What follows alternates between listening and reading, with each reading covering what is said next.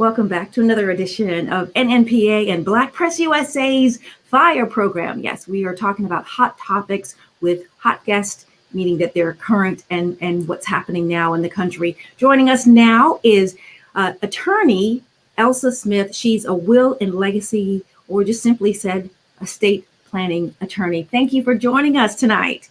Thank you, Taylor. It's really a pleasure to be with you tonight and your audience. Thank you for the invitation. Well, I appreciate that. We got a chance to meet each other through social media, and I'm really looking forward to the insightful information that you have. I would assume that with estate planning and anything legal, there are always changing variables every month or every year that people need to know. The first thing we want to know about what it is that you do in general. Well, first of all, let me start off, before I get into that, let me start off that everything that we're going to talk about here tonight is informational. It's not to be construed as legal advice. Okay. So if you want to consult with a professional in your jurisdiction with respect to estate planning. So now that I've got the disclaimer out of the way, we can talk about what estate planning is. And first of all, I want people to understand that estate planning is not a one and done. What is estate planning? It includes instructions for your care and your financial affairs if you become incapacitated. And it also, so it's the quality of life issues while you're here, as well as what happens to your stuff, your assets when you're gone. It allows you to name a guardian for your minor children. It also allows you to provide for loved ones who may not be as responsible as you'd like with money that you'd like to leave to them. So it allows you to space that out, space distributions out. It also is a vehicle to help you minimize taxes and court costs, unnecessary legal fees.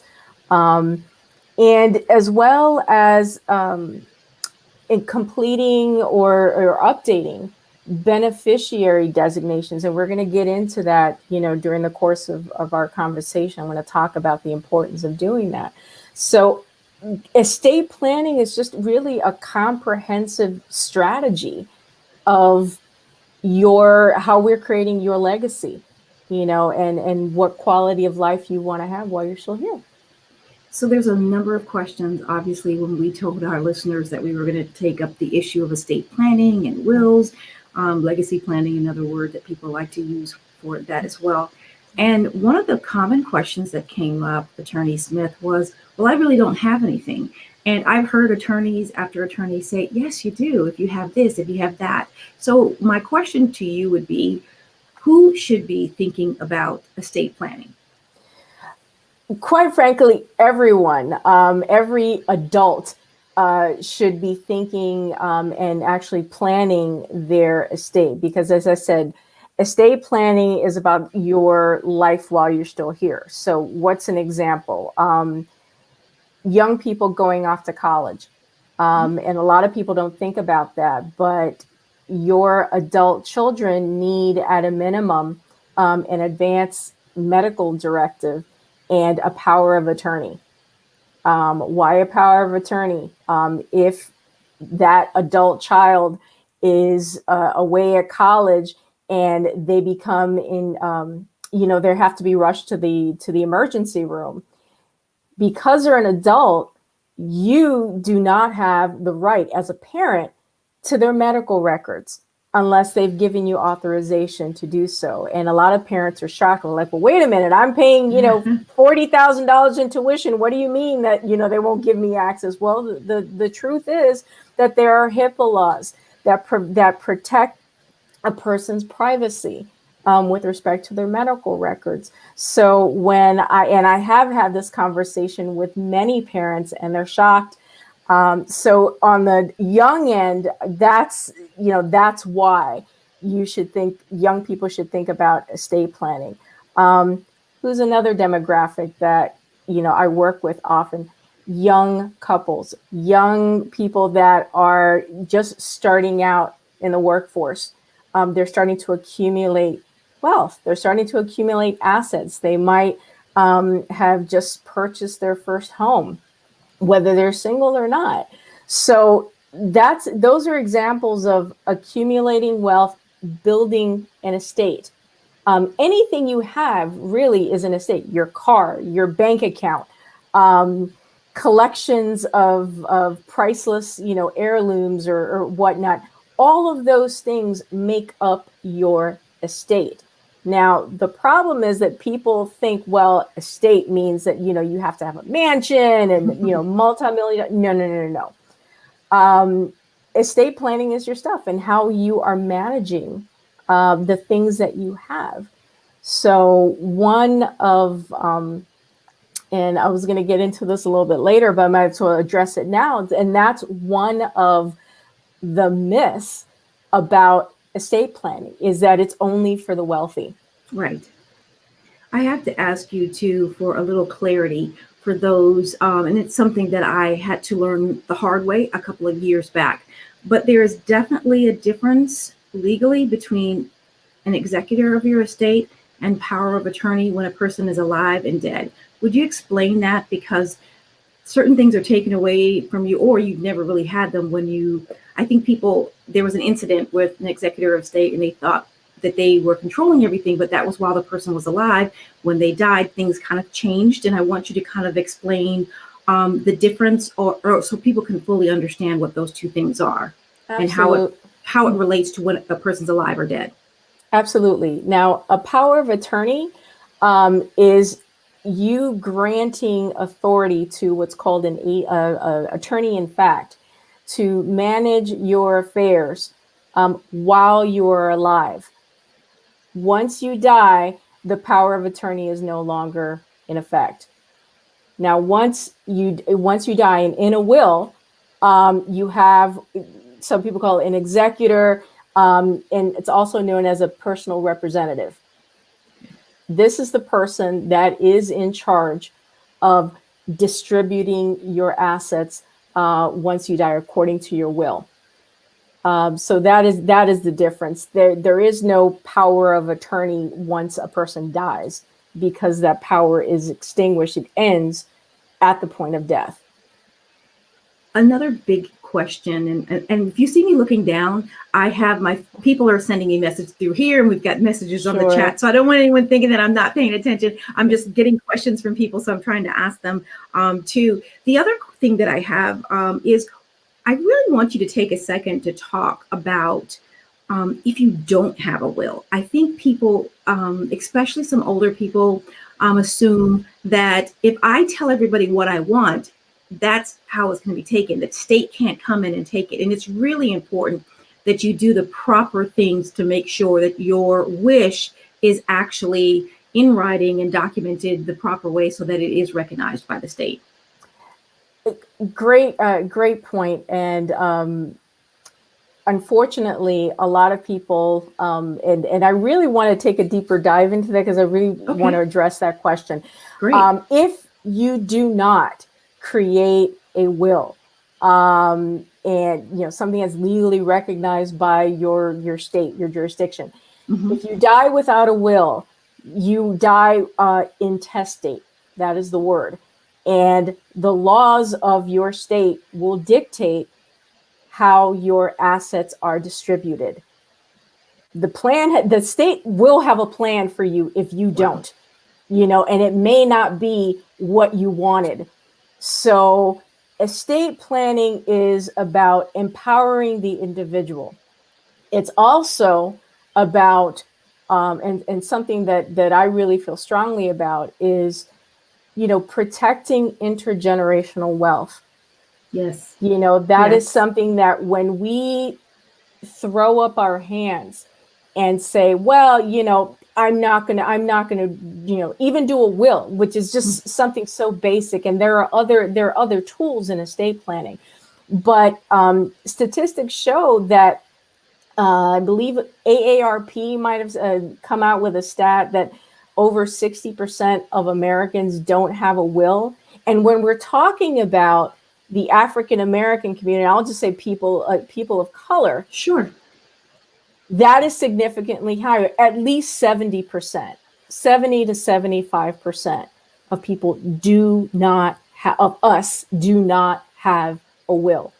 I think Which that's also means, because of monetary reasons. They think it's too expensive, right? yes, In most cases. yes, and so, yes, in many cases, people are under that assumption. And one of the things that I'm seeking to do in my practice, and it's part of the passion of why I'm doing this, is because I want to change the generational narrative. Now, what do I mean by that?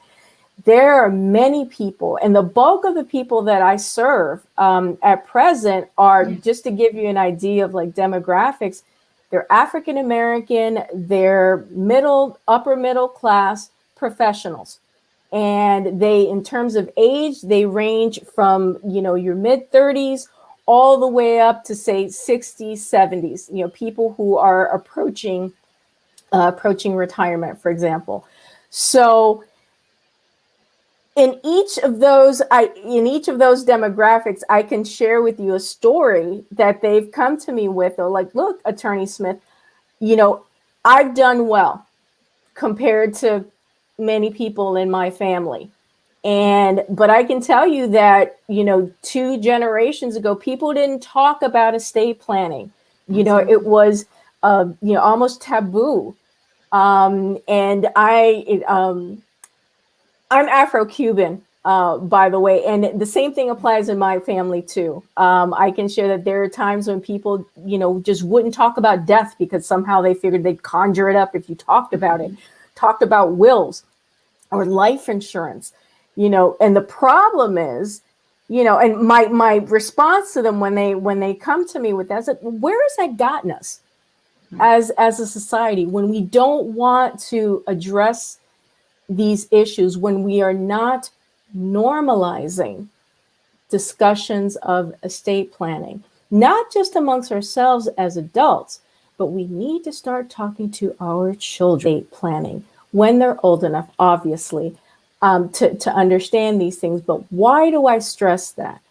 It's because that it's up to us to plant the seeds, to model what it is, what good stewardship is over what we have, no matter what the size of an estate is. When people say, well, I don't have a lot, I'm like, well, what are we going to do with what you do have? Are you a good steward? Are you a good steward of what you have? I don't have enough. Well, let's see. Have you thought about, with what you do have, perhaps creating a scholarship? And people are like, well, you need a lot of money for that. I say, I'll tell you what, do you know what a $500 scholarship could mean to someone that is struggling to pay, books or room and board at a university? And that could be the difference for that student.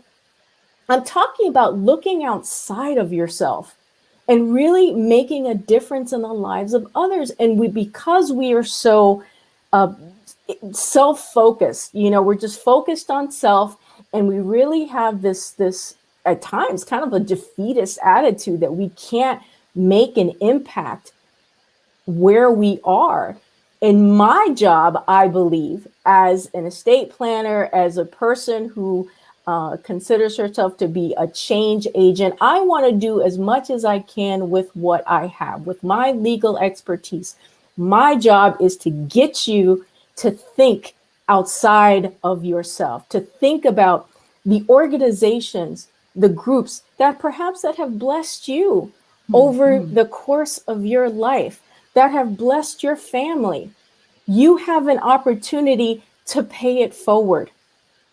And that's why it's so important to just, it's more than just documents. We're talking about changing a mindset of an entire generation. And if we're able to do that, one person, one family at a time, we can shore up the millions that have been lost in assets and property because we just are not being proactive about estate planning. And if you hear the passion in my voice, it's because that's me. That's how I talk to my clients, because that's how passionate I am about this subject.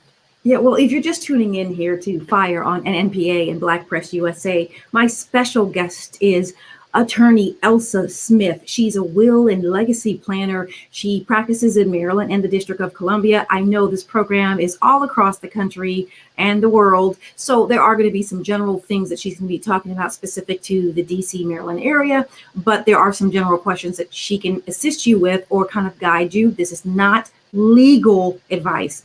It is truly informational. And this is what the show is all about. I want to talk about things that, as you mentioned before, Attorney Smith, that are taboo and that people don't talk across the table. The pandemic has really slowed us down.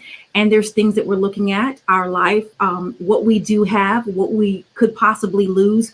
And to have your estate or matters in order. I am a big proponent for creating generational wealth. And you mentioned something I never thought of. So I have to admit that as many money shows I've done over the last 16 years, creating a fund to go to a college, a scholarship, that is ingenious. I love it because it's something that anyone can do at any time. There's no monetary amount too slow, too little, or too much that you can contribute. So let's start with the basics, okay? Let's start with the person who is working and is working from paycheck to paycheck, and they really don't see it that they have room to create a will. Let's talk in general how you would assist a person in what they should do to start the process for them. And every person is going to be different. Please understand, as you're doing this show, everyone's situation is going to be different. We'll talk to you a little bit later how you can reach out to Attorney Smith, but this is general information just to get you thinking about it. It's 2021. It is the month of February, but I want people to start changing their mindsets about money and finances and creating generational wealth.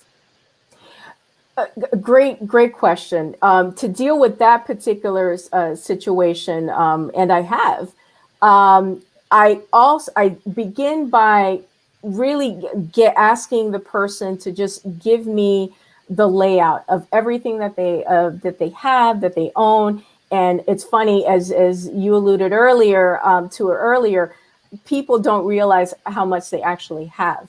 But let's just deal with this example. A person who may have, a couple $1,000s in the bank. They work from paycheck to paycheck. That person, and I'm going to put a little bit of a spin on it because my planning. Okay. So let's say to this woman, I would say, well, what is your game plan if you were to, heaven forbid, get hit by a car? You're transported to shock trauma. You can't speak. You're incapacitated. How are your bills going to be paid? Who is on your team, if you will, to assist you while you're in the hospital? Do you even have a plan? More often than not, I'm going to get the deer in the headlights look. Sure. Because people don't think about it. And the ugly truth is that particularly in the DMV, okay, where we have many successful entrepreneurs, professionals, people of color who are done so well while they're sipping that Chardonnay. If you peel back the onion and say, by the way, do you even have a will? The answer is no. Do you have other document, an advance directive? Do you have a power of attorney in place? The answer is no. Well, what are you waiting for? Oh, I'm just so busy. Well, you're so busy, but do you realize that you can lose everything that you've worked so hard to build because you haven't planned, because you haven't reached out to a professional to do that? And let me bring it back to this example. This person needs, in that situation, an advanced medical directive. Now, what is that? I'll focus on the state of Maryland just as an example. And the advanced medical directive in the state of Maryland is based in, it's comprised of two parts. The first part is where you identify who your healthcare agent is. That is the person that is going to advocate, speak on your behalf, and be that point person with your medical care team. The second part, and it is optional, but the second part is known as a living will. Okay. What is a living will? The living will ask for your healthcare desires in 3 very distinct end of life or near end of life situations. And just because I know people are interested and want to know, I'm going to tell you what they are. The first is if you are in a what's called the terminal condition. And I tell people an example is, again, that shock trauma situation I alluded to, that I spoke of earlier. Doctors have tried everything and you've got, say, 24 to 48 hours to live. Okay, that death is imminent. And in that situation, you are asked in 3 specific things of like what type of care you want or don't want. The second scenario is if you're in what's called a persistent vegetative state. Think coma, right? Again, very different than the death is imminent scenario that we just spoke of. And then the third situation is when you're have an end stage condition. And it's not just, being diagnosed with like stage 4, glioblastoma, cancer. You also have to be, you have to have a loss of capacity and complete physical dependency, which means that without the assistance of someone or some machine, you can't move. So again, 3 very distinct scenarios. Why is it important for people to think about this? Well, think about it, in practical terms. If heaven forbid something were to happen to you, what does it do to your family? When first of all, they're traumatized by the fact that you're in the hospital to begin with. But if you're at the situation, you're at one of those 3, points, and the doctors are turning to you or someone, for a decision that needs to be made. Let's say if it's a spouse, do you know the burden that is on that spouse if there is nothing in writing? If it's me and there were nothing in writing, my spouse would be like, is this what she really wanted? Did she want to be taken off life support? Did she want to have life support continue? And under what circumstances? What if I make a mistake? That cloud of doubt is what, you're just adding insult to injury. There's no guide, there's no nothing.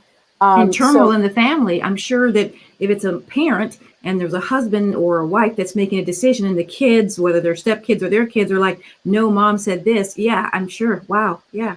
One thing, Taylor, that I wanted to mention is that while in the process of estate planning, and people kind of see it as overwhelming, I pride myself in really having a relationship, building a relationship with the people that I serve. I first of all, I tell them that this is a safe space when they're talking with me. Treat it as if you're going to a doctor. And I'm going to ask you some questions. This is not just about generating forms. I want to get to know you and your story. And finding out who are the people in your circle, who are the family members. I want to get to know them as well, at least about them is what I mean.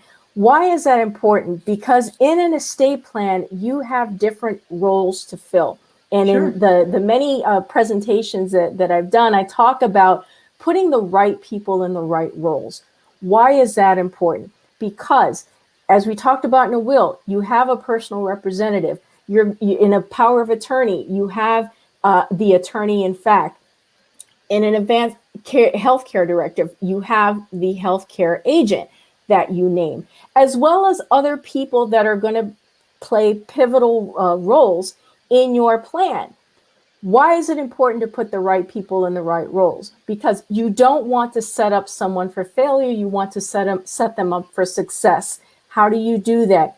You take an honest assessment. You take an honest look at people's skill sets. Like I tell parents with adult children, for example, they have 3 children, and the 2, have flown right, and there's that one that's sort of like the gypsy, kind of flies by the seat of their pants. God love them. That's not the person that you want as your power of attorney. If you have a choice, right? So, but the thing is, you have to be honest and not make estate planning decisions out of guilt. And I just did a video on recently on my YouTube channel at Elsa W. Smith Law, by the way, about not allowing guilt to guide your estate planning decisions. And I tell my clients, I'm like, look, if you want me to be the bad guy, I will. You can tell them that, yay, my attorney suggested, X, Y, and Z. Because at the end of the day, it's your estate plan. It's not mine. It's not your spouse's. It's not your children's. It's yours. And it's my job to make sure that your wishes are reflected in every part of that plan. Regina just a shout out. She was just saying that she loves the information being provided. We thank Regina Davis. Thank you so very much for your comment. We're talking now to attorney Elsa Smith. She does wills and legacy plannings in Maryland and the District of Columbia. We do know that this program is across the United States and international, so we will have some general information. Thank you, Shirley, for tuning in as well. So I want to ask you, Attorney Smith, there are conversations, and I don't know if you're gonna like this question I'm gonna ask you, but what's the poor man's will? Is it true? And this is from, I'm gonna get her name right in just a few minutes, Denisha. Is it true that there's a poor man will that you can write something down on a piece of paper, mail it to yourself, and not open it? Can you dispel the myths about people trying to do a will or something illegal without having to necessarily go through an attorney like yourself? And this is based on monetary reasons. Sure. I can tell you what I can tell you is that do you need an attorney to create a will? No. The short answer is no. Okay. If you write it down, on a piece of paper, and it is, I guess you follow whatever legal requirements there are in your state. In the state of Maryland, for example, a will, while it doesn't need to be notarized, it does need to be witnessed by two what are called disinterested witnesses, people that do not stand to inherit from your will. Okay. So in the situation that you mentioned, yes, could they scribble off something and if they got two people to witness it? Yeah.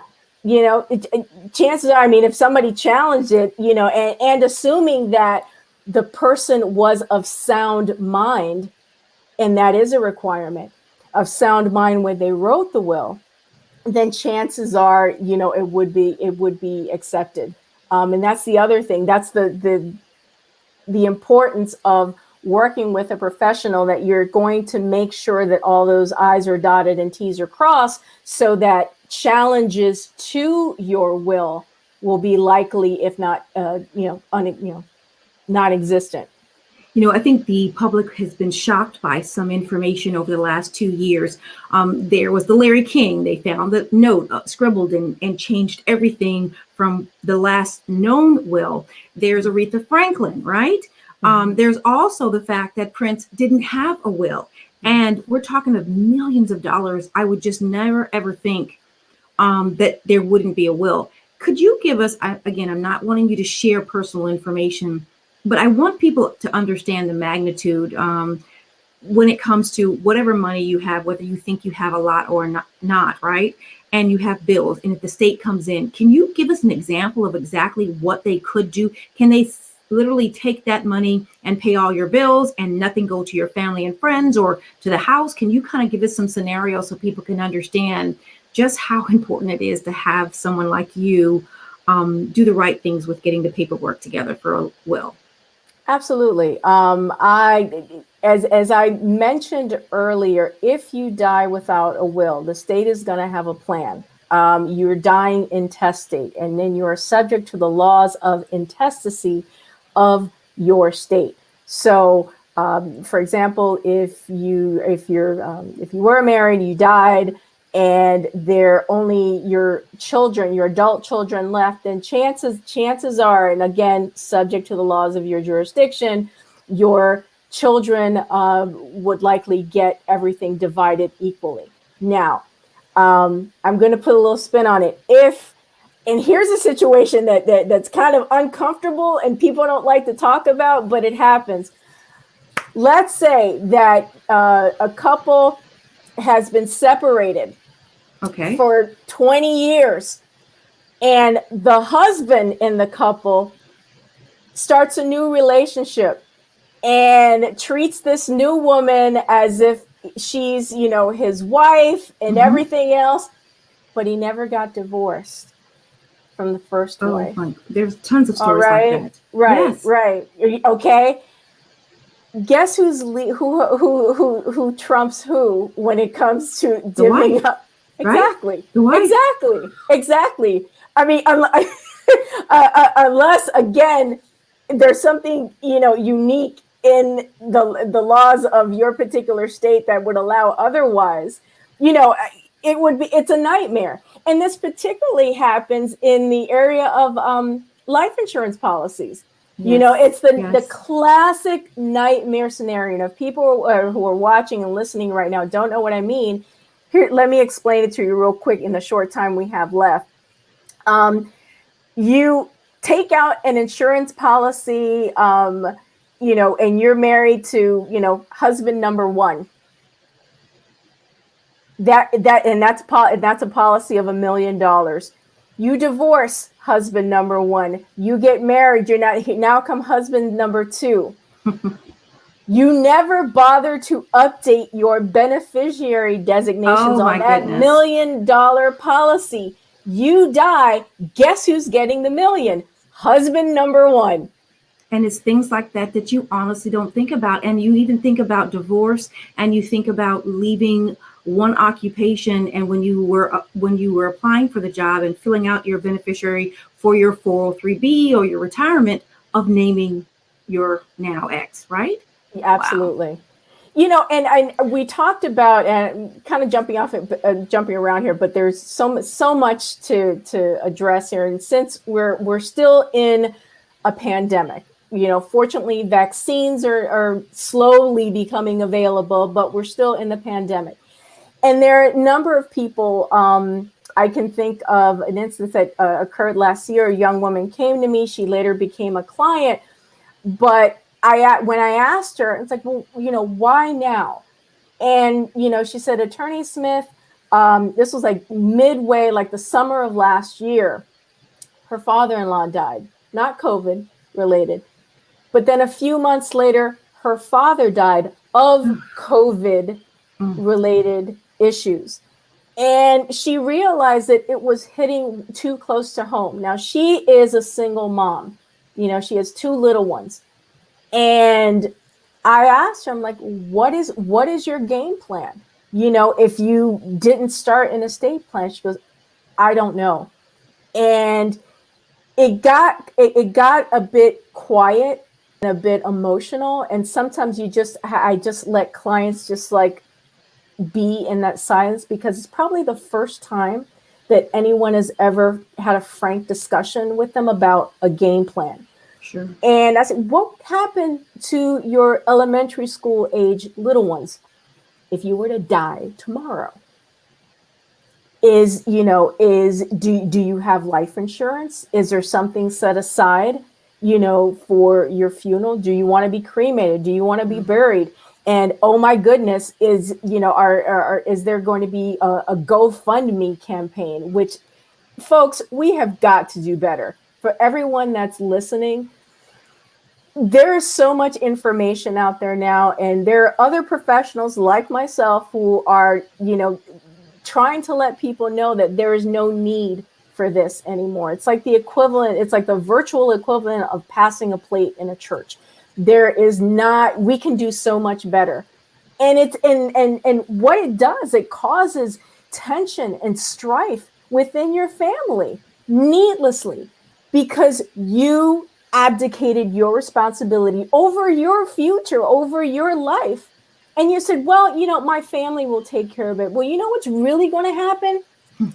All the tension, all the stuff that was kind of, tamped down while you were alive, all that nastiness just blows the lid off. And everyone's like, well, Absolutely. Who's going to come up with money for the funeral? Absolutely. And who's going to pull out the credit card? And guess what? Funeral homes do not take layaway. And let me tell you, they want their money. You don't know the price. I had no idea until the passing of my grandmother, honestly, what a funeral cost. I had no idea. Thank goodness, the resources and the planning was there, but I had no idea. I mean, you can make it as expensive as you want and as inexpensive as you want. But yeah, it was, this will and legacy planning is so important to me, and it's something that I really want to make sure that we as a people talk about these things. And as you mentioned, your sweet spot for your services are with women. We are the decision makers, whether we're single mothers or we're in a married relationship. We're usually the ones that think about these things. And I really want us to be able to talk about it. Obviously, we only have an hour with you now, and there's so many variables and things that we can throw in to talk about that. I have a couple of questions I want to ask you, of course, but I want to take a second for those that are just tuning into NNPA and Black Press USA. Again, my guest is attorney Elsa Smith, and she deals with wills and legacy planning in DC and Maryland. We know that this program is all across the US and international, so there are going to be some general things that she will assist you with. This is not legal advice. This is purely information, so you can go back one-on-one and talk to somebody and do a free consultation. How can someone reach out to you, Attorney Smith? Absolutely. First of all, I want to let your listeners know that in gratitude for them listening, staying tuned to this amazing program, I have an offer to give them. And if they text the word legacy to 55444, again, the word legacy to 55444, they will get a discount off of a standard consultation with me. Again, I'm licensed in the state of Maryland and DC. The offer must be redeemed by the end of day tomorrow. And I'll mention the offer details again towards the end of the segment. So, you just struck something, Attorney Smith. You talked about a consultation. So would you let us know what that process is? What exactly do we need to bring? And what happens during that time period? Sure. I'll tell you how the process of scheduling a consultation with my office goes. Usually a person calls, a member of my team will respond, get some basic information. We pick a date and a time that's convenient for that individual. And then, after the consultation is paid for and whatnot, we send out what's called an estate planning questionnaire. It's completely online. And it takes a really in-depth look at everything you own, who are the members in your family, what bank accounts you have, if you have life insurance, 401ks for people in the federal government, your TSPs, I want to know about that as well. All of that is requested on the form. And you simply send that in. Again, because it's online, there's nothing for you to print out or download. We get that by the time, and I review that ahead of our consultation, and I need to in order for it to be a meaningful session.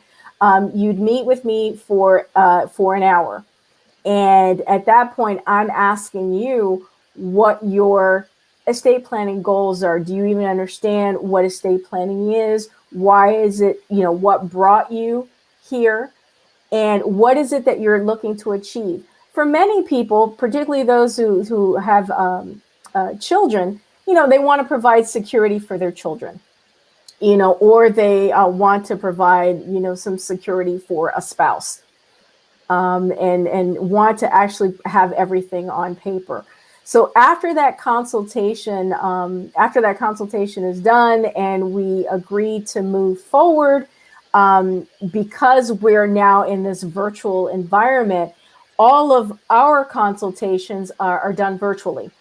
Pre-COVID, we were offering virtual consultations. People thought it was cute, it was nice. Now it's, modus operandi. It's our standard operating procedure. Everything we're doing is virtual. So and people are like, well, it feels weird. How do you, develop the connection with people online? Quite frankly, you need to have a passion for what it is that you're doing. Because for many people, they're either all zoomed out or, they don't get it. So you need to just kind of give a little extra, yes. and make an effort to get to know that person as an individual. So once they become a client, they're onboarded. They are invited, at least in our office, to register for our secure client portal. We do not exchange drafts of documents like through Gmail, Yahoo, or anything like that. It's all encrypted, and it's private. And that's the only way that we communicate and exchange documents. It provides the client with a level of comfort and security in knowing that their documents, even the drafts, are protected. We do a draft review, online. And then, soon thereafter, when the documents are prepared, it's just a short visit, to our office where the documents are signed, notarized, and witnessed. And we prepare everything in a very nice portfolio that's overnighted to clients because of concerns of, social distancing. We don't want to keep anyone in our office any longer than necessary for their protection and for our team's protection. So we overnight everything, and, it's all in short order. So that's really the process. And we don't rush our clients through, because a lot of this, as I said, Taylor, a lot of these topics have never been addressed by them. Sure. So especially when we're talking about the advanced directive, those are some pretty heavy issues, to confront, and what happens a lot of times is, my clients will say, well, Attorney Smith, can I have a couple of days because I need to talk to my spouse about this. I need to have a family meeting. Sure. And on that point of a family meeting, another topic of which I did a video on my YouTube channel is bringing back the family meeting, but in the context of estate planning. I'm doing, people think of family meeting, the Huxtables, the Cleavers, the traditional family having a family meeting. A family meeting, we need to bring that back. And I know families look a lot different, but it doesn't mean that we still can't have important discussions at the dinner table. Why is it important? Because your family needs to understand what your wishes are. And the family meeting is a good environment to do that. So do you keep a copy once you send them? Like, is there somewhere, what if it's kept in their home and there's a fire? Is it kept with you? Is there a fee to keep it with you? What we encourage, we give the originals to the client. And with respect to the will, we encourage them, at least in the state of Maryland, and in particular, we have what are called register of wills. Okay. And for a very small fee, you can actually file your original will, and it's kept in a secure vault. Okay. You also would have, you're provided with a copy of it, but the original is kept there for safekeeping. And it's a really minimal cost to do that. Speaking of cost, that I've got tons, my phone is blowing up over here. So let me run through a couple quick things with you. Consultation, on average, I'm asking you, what's the range? So if someone wants a consultation, I know you can't speak for all attorneys, but just so people can have a feel of what the zone is, financial. You're paying for the attorney's experience, so it's certainly going to vary. I mean, I've seen things as low as like $250 an hour to $450 an hour. So that gives you a range. Okay, and you talked about that filing fee. Roughly, what's that? At least in Maryland, it's a very minimal fee. It's $5. Oh, wow. Okay. Yes. To really, it's that minimal to just file your will and know that it's kept in, it's kept in a vault. The downside of people saying, I'm just going to put it in a safety deposit box. Here's the problem. Okay. If no one else has access to that box and something happens to you, oh no, chances are, you're going to have to, go to court and get a court order to have that box open if it's known that the will is contained in that box. Wow. So you're going through all these steps needlessly when you just could have had it registered. I had another question too. Is it true that the executor can't be a beneficiary of the will? They can. There's Okay. nothing, at least, again, to my knowledge, there's nothing that's preventing the executor from being a beneficiary. No. Okay, so I want to make sure I answer all these questions. So since you Sure. are a wills and legacy planning attorney and you're licensed in Maryland, DC, I need to ask for those people that aren't in the DMV, what are 3 or 4 things a person should look for when selecting an attorney like you to do their estate planning? What Well, questions should they ask or look for? absolutely. First of all, because the process of estate planning is so personal, one thing you want to do is just, talk to several people and see if you have a good feeling about them, if they're a good fit for you personality wise, because at the end of the day, we're all human beings. And even though we may perform the same task, you may have a better experience with one person or another. Sure. Questions you should ask, what kind of training do you have? How long have you been doing, estate planning? Are you, taking courses on a regular basis to maintain your skills when it comes to estate planning? What portion of your practice is dedicated to estate planning, or are you a Jacqueline of all trades? Like 50 different practices. So, you probably want to find someone that has, a focus on estate planning, because, people like me, attorneys like myself, I'm a member of the estate and trust section of the estate and trust law section of the Maryland State Bar Association. Why is that important? Because you're in community with other practitioners, and you're constantly in a situation where, you can better your craft and you're learning things, and you want an attorney that really values continuing legal education. Because as I say, that only benefits my clients. So those are some of the things that you want to look for. What do you think are some of the common mistakes people make when they are trying to do estate planning?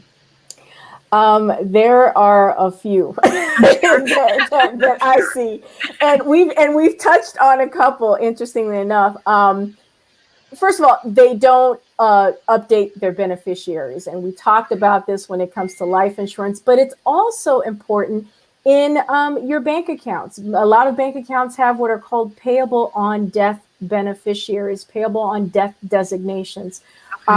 Those, like bank accounts, they don't have to go through, court process. All the beneficiary has to do is present a valid death certificate to the bank, and those funds are transferred to them. So what you want to make sure is that they're current. And that's one of the things that I encourage my clients to do, is to constantly update those beneficiary designations. Something else is that, I guess a mistake, an obstacle, is fear. And fear has to be one of the top obstacles to estate planning. Fear and fear of being incapacitated, fear of death, fear of the unknown. But something interesting, and I thought about this as I was preparing for tonight's interview, is that when they're completing the estate planning questionnaire, they have to put everything, their whole life, on several sheets of paper, and it can be rather triggering to some people. It's like, okay, this, I've worked, how many years, and it all comes down to this. The this 10 is pieces what of I paper. have. Yes. You and you may not like what you see. And as I said before, it's about creating that safe space. It's like, let's talk about what we're going to do with what you have. This is not a judgment zone. And that's one of the things that distinguishes me from, I'd say, other estate planning attorneys. And I think that hearing you say that, like I said, I keep going back and mentioning the pandemic. Obviously, we're still in the middle of it, but it's really made people to say the superficial things that you saw and pretending that you are who you aren't it is long gone. It's about being honest and being real, because we can achieve the goals that we want or become the person that we want if we're honest where we are right now and what we have and what we don't have and how we've secured it. And this is a really, really great topic. So many people have been emailing and texting. I'm hoping you're not hearing my phone go off, even though I have it on silent. But this is what we need to do. It's about being real. It's about being honest. And I can just imagine Attorney Smith writing down, answering your questions and having to be honest and saying, wow, that's what I have, or that's what I've done, or that's what I haven't done. Just thinking about that. And it just really helps us all to be a society that's realistic about what we have, where we want to go, and how we're planning it. And I'm a big proponent too of being able to sit back at the table, the dinner table, and talk about financing. My big thing is talking to my daughter about saving and planning for the future. So now I've got to encompass this as well, because it's usually something, you're right. I didn't want to talk about this with my parents, even though they have that planned. It just makes me feel like, it makes me feel uncomfortable. But you know what? I'm going to have to be uncomfortable because I want to make sure that their wishes are definitely carried out when they're not here. Regina sent a message, and she said she's wondering if she moves out of the DMV, would she have to update her estate planning? In certain yes, in certain respects, yes, it would be a good idea at a minimum to set up a consultation with an attorney in that new state where she's moved to. Why? Because just to make sure that the will, say if she created a will in Maryland, that the will be recognized in that new state. Chances are it will be, but it's always just a good idea to make that investment in an hour's time to speak with a professional in that new state, just to make sure. So Attorney Smith, we have a few minutes left with you, and I want you to please give us a challenge right now, something that we can do right now to start us thinking, if we haven't started thinking about planning for our estate, what we could do. And for those who are in the process of it, something that you can give them 3 things to do this week. 1, go through your bank accounts, life insurance policies, any investments that you have, and take a look at your beneficiary designations. That it doesn't cost you anything. Sometimes you can even do it online. Make sure that they are up to date. That's one thing. The other thing is to, if you have life insurance policies, find out where they are. A lot of people don't even know where they are. They bought them, 10, 15 years ago, and nobody knows where they are. So find them out, gather those documents, and try to, start, accumulating, things in a file, even if it's a file cabinet or a file of your important documents. And the other thing, this is probably a number 4, but it's something else that's important. When it comes to your end of life wishes, your funeral disposition, do you think about whether, you'd like to be cremated, whether you like to be buried? If so, just kind of make, just on yourself, you don't even have to talk to your family about, just you on your own. Just start jotting down the things that you would like, so that when it comes time to actually create those formal documents, you have an idea of what you want, and you're prepared to start the dialogue with your family and say, you know what, I've been thinking about this. I wanted to present it to my home team, so to speak, my family, to see, what you guys feel about this. And that's a really important conversation to have. But at least first, just in a journal, just kind of note your thoughts about what it is that you'd like. Because I've had people tell me, look, I want to be cremated and I want my ashes spread over some exotic island in the Caribbean where my spouse and I, first met. Wow. Really. And estate planning is not cookie cutter in the least. And that's one of the great things that one of the joys that I have is of the many people that I meet, different customs, religions, all of that come into play. So it's really a wonderful, I love what I do. Well, I can tell because it's just it just oozes out of you. And when we were communicating via social media and getting an opportunity to speak to you now and bring you on the show, it's been nothing but a pleasure. I do have to. This person has been sending me a message. They wanted to know. So, can you give them the range for once they have the consultation? What can it cost to actually have your will drafted by an attorney? The range. And it actually, and I'm typically reluctant to give quotes, and I get this question often. All it's the time. because estate planning is very individualized. Okay. And, some people may need a simple will, others, because of the particular needs that I discovered during a consultation, they may need something a bit more extensive. So it's very hard to say, but it is individualized. And the one thing I would encourage people is just to make that investment in yourself, invest the time to deal with a professional. We don't think twice about going to the doctor, the dentist, your accountant, your CPA. Oh gosh, it's almost tax season again. Yes. we need to just view attorneys as part of that team. And just normalize the idea of having a consultation with a professional for two reasons. One, it's going to empower you, but two, you're planting the seed. You are modeling by example to your children. Taylor, you mentioned just now that you are going to have these conversations, that you have had, and you're going to continue to have these conversations with your daughter. Yeah. The fact that you're taking proactive steps, that you're being the model for her. She's just going to, she's going to say, look, I don't know about anybody else's family, but in this family, we do estate planning. We're not leaving everything to fate. We are organized and we are going to have a plan. It's so important. Now, you mentioned in the middle of the program that you have a surprise for everyone who stayed to the very end to hear this about will and estate planning or legacy planning.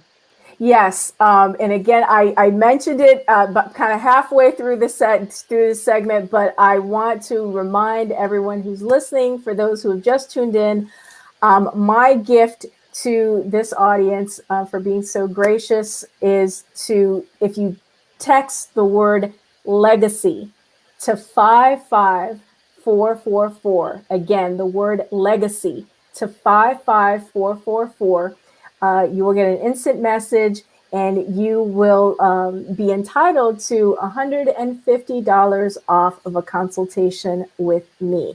You have to redeem that offer by the end of day tomorrow. But again, it's $150 off of an estate planning consultation. There's no excuse now. You've got an opportunity to take proactive steps, and it's time.